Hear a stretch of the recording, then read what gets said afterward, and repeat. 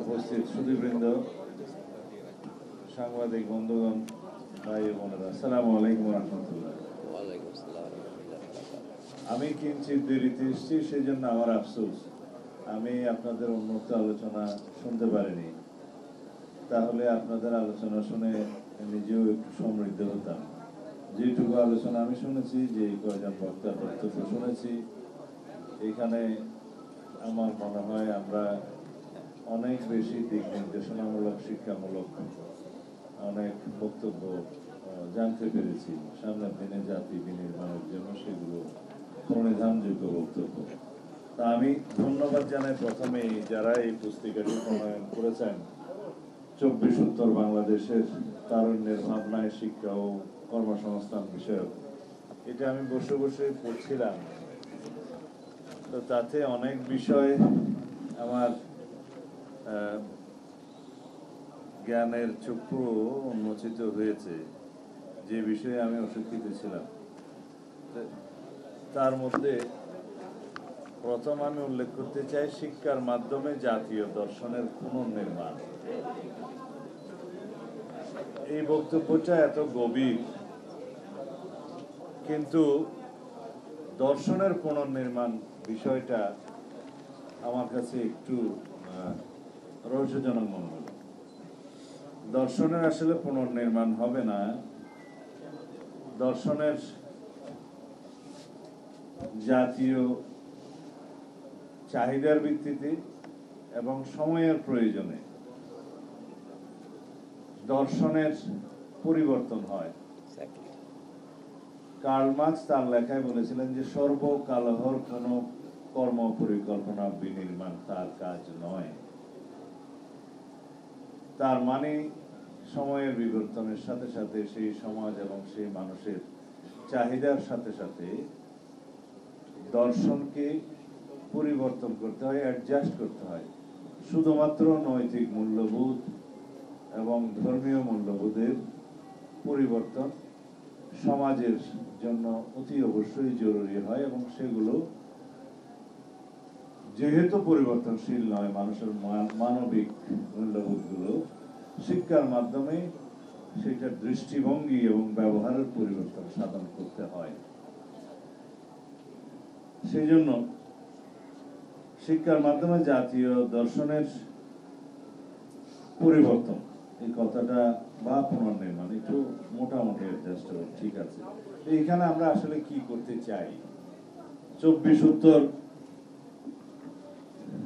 ছাত্র গণ অভ্যুত্থানের পরে আমাদের প্রত্যাশা কি, জাতীয় জীবনে তারুণ্যের ভাবনা কি, এবং আগামী দিনে আমাদের এই জাতিকে অগ্রগতির দিকে নিয়ে যেতে চাইলে, টেকসই উন্নয়ন করতে চাইলে সর্বক্ষেত্রে, তাহলে আমাদের সেই ভাবনাকে গুরুত্ব দিতে হবে। তার আগে জানতে হবে তাদের ভাবনাটা কি। সেই জন্য আমরা সমগ্র দেশে বিভিন্ন সেমিনার, সিম্পোজিয়াম করে তারুণ্যের রাজনৈতিক ভাবনা জানতে চেয়েছি। আমি নিজেও কয়েকটি সেরকম অনুষ্ঠানে জেলা ভিত্তিতে অংশগ্রহণ করেছিলাম। সত্যিকার ভাবে বর্তমান জেনারেশনের যে চিন্তা, চেতনা, ভাবনা, সেটা আমাদের ওল্ড জেনারেশনের, ওল্ড পলিটিশিয়ানদের চিন্তা চেতনাকে অনেকটা শিক্ষা দিয়েছে যে পরিবর্তন হওয়া প্রয়োজন। এর 24-এর গণ অভ্যুত্থানের প্রধানতম শিক্ষা হচ্ছে পরিবর্তন, সংস্কার এবং রাষ্ট্রীয় ক্ষেত্রে সাম্য, সম অধিকার, বৈষম্যহীনতা স্থাপন করা। এই পরিবর্তনগুলো আমাদের চোখ খুলে দিয়েছে।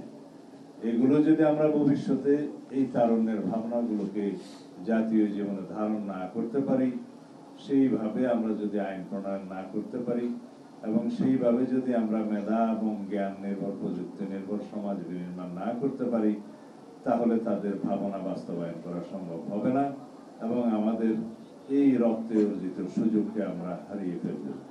সেই জন্য আমাদের প্রত্যেককেই এত বেশি যত্নবান এবং আমাদেরকে এত বেশি দায়িত্বশীল হতে হবে যে সমাজের যে স্তরেই বা সমাজের যেই প্ল্যাটফর্মে আমরা কাজ করি না কেন, সেটা সাংস্কৃতিক অঙ্গন হোক, শিক্ষাঙ্গন হোক, রাজনীতি হোক, প্রযুক্তি হোক, যেখানেই আমরা যে প্ল্যাটফর্মে কাজ করি না কেন, ওখান থেকে আমাদের সামাজিক দায়বদ্ধতা থেকে কাজ করতে হবে। আপনাদের সেই ভূমিকা অনেক বেশি অগ্রগণ্য যদি আপনারা সবাই সামনে শিক্ষকতায় জড়িত থাকেন, সেই হিসাব ধরে নিয়ে আমি বলছি। কারণ যেই তারুণ্যকে আপনারা পরিচালিত করবেন, সেই তারুণ্যকে আপনারা শিক্ষিত করে তুলবেন সেইভাবে। আমাদের জাতীয় জীবনে একটা ভাবনা আছে যে কর্মসংস্থানের জন্যই বা চাকরি পাওয়ার জন্যই বোধহয় বিশ্ববিদ্যালয় বা অন্যান্য জায়গায় আমরা শিক্ষা প্রদান করে থাকি। এই আইডিয়া থেকে আসলে আমাদেরকে মুক্ত হতে হবে। বিশ্ববিদ্যালয়ের প্রধানতম আইডিয়াটা হচ্ছে এটা গবেষণাধর্মী শিক্ষা প্রতিষ্ঠান, উচ্চতর শিক্ষা প্রতিষ্ঠান, মুক্ত চিন্তার শিক্ষা প্রতিষ্ঠান। এখানে শুধু কর্মীর হাত বানানোর জন্য বিশ্ববিদ্যালয় সৃজন করা হয় না। উন্নত বিশ্বে একটা পর্যায়ের পরে বিশ্ববিদ্যালয়ে কেউ আসে না, মাস্টার ডিগ্রি বা পিএইচডি করতে আসে না। তার আগেই কর্মসংস্থানের জন্য সবাই যারা এমপ্লয়েড হয় তারা সেখানে চলে যায়।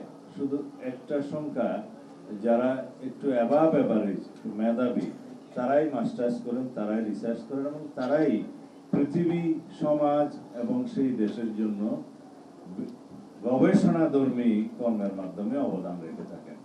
কেউ সমগ্র পৃথিবীর জন্য তার রিসার্চকে স্থাপন করেন, কেউ সেই দেশের জন্য, কেউ সেই সমাজের জন্য এবং সেক্টরাল অবদানের জন্য, যেমন এগ্রিকালচার সহ বিভিন্ন বিষয়ে জলবায়ু ভিত্তিক গবেষণার মাধ্যমে সেই সেক্টরকে উন্নয়ন করে থাকেন। আমি এই জন্যই সেক্টর বললাম, বাংলাদেশ যেহেতু কৃষি নির্ভরশীল দেশ, এখানে যদি আমরা কৃষি বিশ্ববিদ্যালয় থেকে যে সমস্ত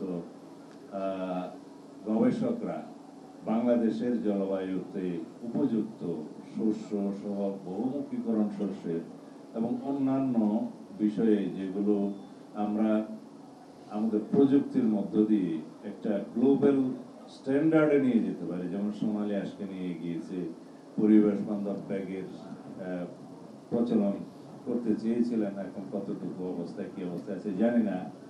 এরকম আরো অনেক বিষয় আছে যেগুলো আমরা এখান থেকে রিসার্চের মাধ্যমে গ্লোবাল স্ট্যান্ডার্ডে নিয়ে যেতে পারি এবং সারা পৃথিবীর জন্য এটা কন্ট্রিবিউট করতে পারে। যে সায়েন্টিস্ট পার্টির থেকে একটা এনভায়রনমেন্ট ফ্রেন্ডলি ব্যাগের উদ্ভাবন করেছেন, সেটা একটা গ্লোবালি ইনোভেটিভ আইডিয়া এবং এটা ইনভেনশন হিসাবে প্রতিষ্ঠিত হয়েছে। কিন্তু আমরা হয়তো কমার্শিয়ালি সেটাকে এখনো ভায়াবল করার জন্য সরকারি উদ্যোগে কোনো প্রজেক্ট নিতে পারিনি। শুনেছিলাম একটা নেওয়া হয়েছিল, কিন্তু সেটা কতটুকু আলোর মধ্যে গেছে জানি না।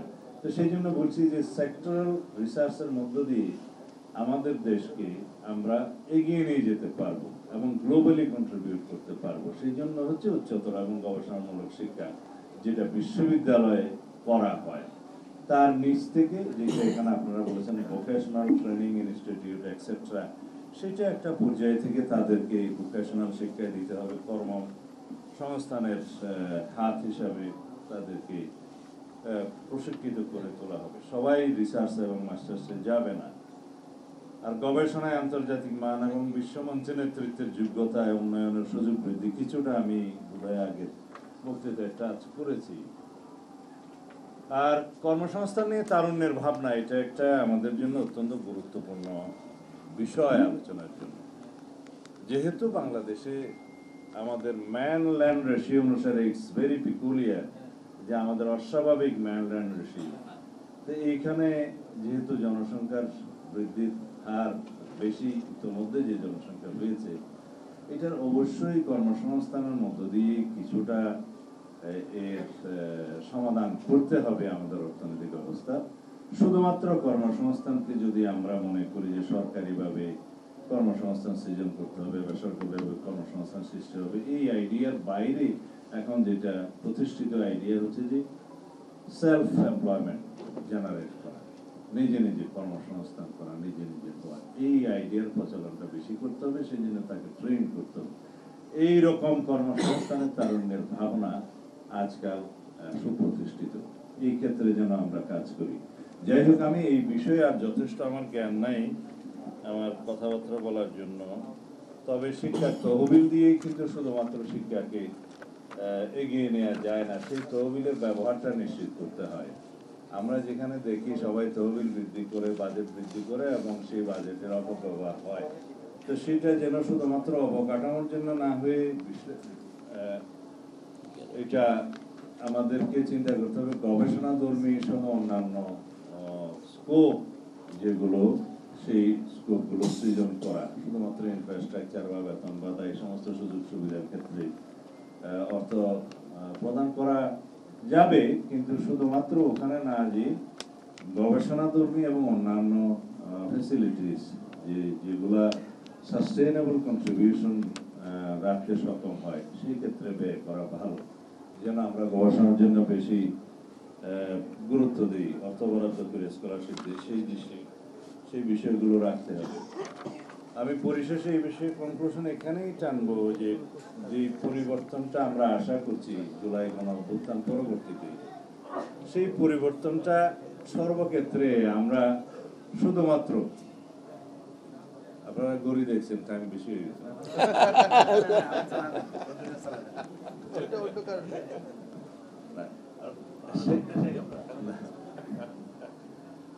আমার এত জ্ঞান নাই, আমি জাস্ট আপনাদের পুস্তকটা পড়েই বলছি। দৃষ্টিভঙ্গির পরিবর্তনটা, সমাজে যে পরিবর্তনটা জুলাই গণঅভ্যুত্থান যে সুযোগটা এনে দিয়েছে, স্কোপ, সেটা কি শুধুমাত্রই কর্মসংস্থানের জন্য? বৈষম্যমূলক যে চাকরি ব্যবস্থা ছিল তার বিরুদ্ধে কি সংগ্রাম হয়েছে শুধুমাত্র? এটা ছিল পুঞ্জীভূত ক্ষোভের একটা বিস্ফোরণ দীর্ঘ 16-17 বছরের ফ্যাসিবাদী শাসনের। তার মধ্যে একটা আইটেমের উপরে বারুদ লেগে গিয়ে বিস্ফোরিত হয়েছে সেই ক্ষোভ, সেটা ছিল বৈষম্যমূলক চাকরি ব্যবস্থা। সেটা খুব দ্রুতই এক দফাতে পরিণত হয়েছে, যেটা আমাদের অবিরাম সংগ্রামের ফসল, দীর্ঘদিনের রক্তের সোপানের মধ্য দিয়ে গঠিত হয়েছে। সেটা ছিল এই ফ্যাসিবাদী শাসন ব্যবস্থার পরিবর্তন ছাড়া কোনোদিনই বৈষম্য পরিবর্তন করা যাবে না। বৈষম্যমূলক শিক্ষা ব্যবস্থা, চাকরি ব্যবস্থা, সমাজ ব্যবস্থা, আইন ব্যবস্থা কোনো কিছুই পরিবর্তন হবে না। তা আমরা সেই এক দফা উন্নীত হতে পেরেছিলাম এবং সেই এক দফার বিজয়ের মধ্য দিয়ে, গণঅভ্যুত্থানের বিজয়ের মধ্য দিয়ে, ফ্যাসিবাদের পতনের মধ্য দিয়ে যে দৃষ্টিভঙ্গি আমাদের পরিবর্তন হওয়া দরকার, সেটা হচ্ছে শুধুমাত্র অর্থনৈতিক উন্নতি নয়, আমাদের জাতিগতভাবে আমাদের মানসিক দৃষ্টিভঙ্গির পরিবর্তন প্রয়োজন। এবং সেই ক্ষেত্রে এখানে আরো একটা কথা বলা হয়েছে যে প্রাতিষ্ঠানিক রূপান্তর প্রয়োজন। সেই প্রাতিষ্ঠানিক রূপান্তরটা কি? প্রাতিষ্ঠানিক রূপান্তরটা হচ্ছে জাতীয় ভিত্তিতে যদি আমরা মানসিকভাবে পরিবর্তন হতে পারি, আমাদের মানসিকতা, আমি এটা আরো অনেক সেমিনারের কথা বলেছি যে আমাদের সবচেয়ে বেশি দরকার হলো আমাদের মানসিক সংস্কার। শুধুমাত্র আমরা ঐকমত্য কমিশনে আইনি সংস্কার, সাংবিধানিক সংস্কার নিয়ে কথা বলছি। যত সংস্কারই আমরা করি না কেন, জাতীয় ভিত্তিতে যদি আমাদের মানসিক সংস্কার না হয়, সেই আইনি ভিত্তিকে আমরা বাস্তব রূপ দিতে পারবো না। এটা মুদ্রা কথা। কারণ প্রাতিষ্ঠানিক রূপান্তর বলতে আপনারা যা বুঝান বা আমরা যা বুঝি, তা হচ্ছে গণতান্ত্রিক প্রতিষ্ঠান সমূহের শক্ত ভিত্তি যেন আমরা রচনা করি, যেগুলো গণতন্ত্রকে প্রতিষ্ঠিত করবে, পাহারা দিবে, রক্ষা কবচ হবে। সেই প্রতিষ্ঠানগুলো কোনগুলা? যেমন বিচার বিভাগ, স্বাধীন নির্বাচন কমিশন, দুর্নীতি দমন কমিশন, সাংবাদিক, এই যে প্রেস, ফ্রিডম অফ প্রেস, এর বাইরে থাকবে কেয়ারটেকার গভর্নমেন্ট সিস্টেম। এগুলো হচ্ছে ডেমোক্রেটিক ইনস্টিটিউশনস, যেগুলো আমাদেরকে শক্ত ভিত্তির উপরে দাঁড় করিয়ে দিতে হবে। এগুলো একইভাবে কিছু কিছু প্রতিষ্ঠান সাংবিধানিক প্রতিষ্ঠান, এই যে গণতান্ত্রিক এবং সাংবিধানিক প্রতিষ্ঠানগুলো শক্ত ভিত্তি রচনা করে দেয়া, এটাই হচ্ছে প্রাতিষ্ঠানিক রূপান্তর। এই রূপান্তরটা যদি আমরা অর্জন করতে পারি, ঘটাতে পারি, তাহলে এই জাতির মুক্তি ইনশাআল্লাহ অবশ্যই আমরা পাব। এই জাতির মুক্তির মধ্য দিয়ে আমরা আমাদের যে কাঙ্ক্ষিত চাহিদা, তারুণ্যের যে ভাবনা এবং তারুণ্যের যে প্রত্যাশা, সেগুলো সবকিছু আমরা পূরণ করতে পারব। তা আমরা আসুন জাতীয় জীবনে যে মুক্তির একটা স্বাদ আমরা এখন পাচ্ছি, গণতান্ত্রিক আবহাওয়ার মধ্যে আছি।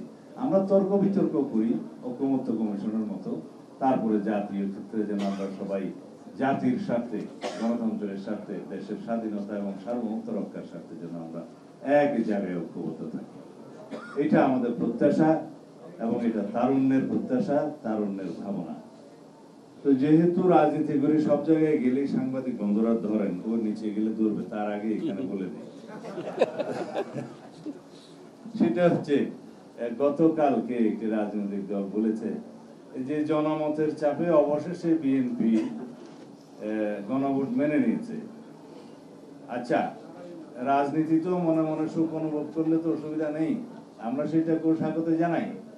কিন্তু ঐকমত্য কমিশনের রেকর্ড এবং জাতির সামনে যে বক্তব্য আমরা দিয়েছি বিএনপির পক্ষ থেকে, আমি সেই প্রস্তাবগুলো দিয়েছি। আমি বলেছি যে জুলাই জাতীয় সনদ প্রণীত হয়েছে, সেই দিন পর্যন্ত স্বাক্ষর বাকি ছিল, স্বাক্ষরের সিদ্ধান্ত হবে বলেছে, এটা স্বাক্ষর হবে এবং ঐতিহাসিক একটা অনুষ্ঠানের মধ্য দিয়ে স্বাক্ষরিত হবে। সেই জুলাই জাতীয় সনদ স্বাক্ষরিত হওয়ার পরে টোটাল সম্পূর্ণ জাতীয় সনদের বাস্তবায়নের উপরে জনগণের আমরা একটা সার্বভৌম জনগণের সম্মতি নেব, যাতে তার উপরে আর কোনো আইনি ভিত্তি বলার কোনো সুযোগ না থাকে। কারণ ওইটাই সর্বোচ্চ আইনি ভিত্তি। আর্টিকেল 7 অনুসারে প্রজাতন্ত্রের সকল ক্ষমতার মালিক জনগণ হিসেবে, এবং আর্টিকেল 7 এর সাবসেকশন 2 হিসেবে বলা আছে যে জনগণের অভিপ্রায়ের চূড়ান্ত মানে পরম অভিব্যক্তির উপরে সংবিধান হচ্ছে সর্বোচ্চ আইন। এখন সেই হিসাবে আমরা বলছি আমরা জনগণের কাছে যাব, জনগণ যদি এটা হ্যাঁ বলে এটা বাস্তবায়িত হবে। এবং সেই সম্মতির জন্যই আমি বলছি একই দিনে একটি গণভোটের আয়োজন করা যেতে পারে, ছোট্ট একটা ব্যালটের মধ্যে, শুধু জুলাই জাতীয় সনদের পক্ষে অথবা বিপক্ষে, হ্যাঁ অথবা না বলুন, এর মধ্যে। তো এই প্রস্তাব তো আমাদের, এবং সেখানে দুটি রাজনৈতিক দল ছাড়া বাকি সবাই রাজনৈতিক দল এই বিষয়ে একমত হয়েছে এবং তারা সনদে স্বাক্ষর করেছে।